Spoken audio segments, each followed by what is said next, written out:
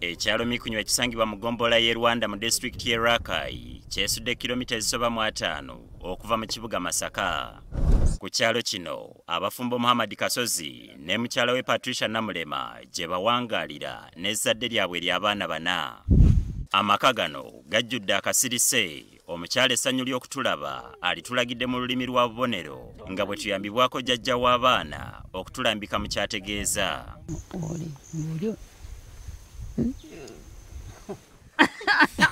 Olw'okuba ye ne bba bafaanaganya bingi, Namulema agamba nti bwe kiba kyakunoonya mulimu bajja alaga naye jadda. Gwe bwe bagira oli gw'ojja kubeera bw'oti babayambye babiri. Ba Muhammad Kasozi musajja mukakaalukanyi ng'oggyeko okulima asala nviiri oba kinyoozi mu kabuga k'e Rwanda. Ng'ayambibwako omuvuunuzi ono tukitegedde nti Kasozi newankubadde abasinga baasala tebamanyi lulimi lwa bubonero yeeyambisa ebipande okumanya ekika ky'enviiri omuntu z'ayagala olwo emiwendo ne giba gya kutetenkanya. Nga tukyamusoya ebibuuzo okumanya ebimukwatako n'ekitaawe waatuukidde ono amuyise mangu okujja okutwegattako mu mboozi eno.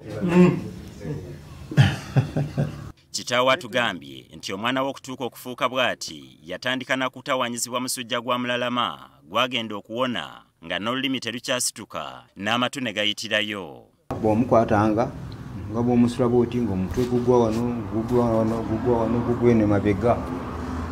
Kati bwe namutwala mu badokita nanka ne Kampala namala emyezi 2. Nagenda okulaba ngaddengula atunula amaaso nga geesulika bwe gati gonna. Nimbaga naye banna omwana wange alabika yazibye amatu kubanga takyanyanukula nti obulwadde bwadde bungi ajja kudda engulu. Mbone wankubadde yafuba okumutwala ku ssomero mu kibiina eky'omukaaga ebyokusoma byatuuka ne bimuwunyira ziizi n'asalawo okutuula ewaka. Nagandagawe n'asimba emmwanyi nimulagawo okusimba emmwanyi n'atandika n'asimba.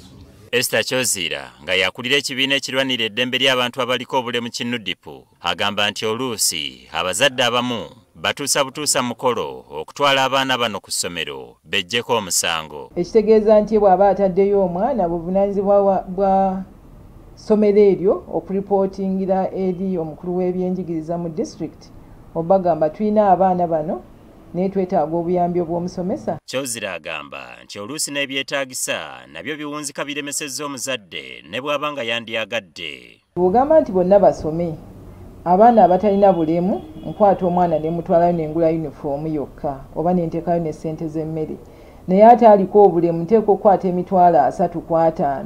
Kasozi ono yazimba Kinyana Mpindi ne bazadde be kyokka bagamba nti basoomoozebwa okuyita ababiri bano nga baliko kye babagamba era batuma baana okubakoonako anti ku bompaawo awulira yadde okwogera.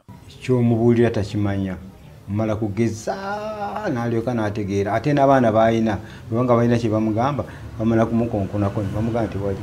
Ng'oggyeko kino abaana baabwe abaana boogera era bawulira kino kitonzeewo obuzibu mu kubakuza nga tebafaanaganya kikula mu mbeera eno bakulidde mu bajjajja baabwe. Abaana bwe balaba nga nnyabwe tayogera bulungi tibabeerayo ewuwe era n'okusula basula wano tibabeerayo baddukayo bw'omugamba mwambuke nti aa. Bazadde baabwe bagamba nti mutabani waabwe akulembeza nnyo ekyokusomesa abaana era akaseera k'okubazza ku ssomero bwe katuuka nga talina nsimbi waakiri agwa ku mabanja. Awo ebyokugenda mu kyalo okugyayo ekintu ekyo mba siriiwo okuggyako etaamu eno waliwo yagenda n'ajja ebitabo wali wabatalingaya. Kasozi agamba nti newankubadde alina saaluuni enfuna y'ekyali nnafu ate nga abaana bakula bw'atyo n'asaba abazira kisa okumukwatirako waakiri abaana balabe ku mbaawo eziwera. Ronald Senvuma, NTV.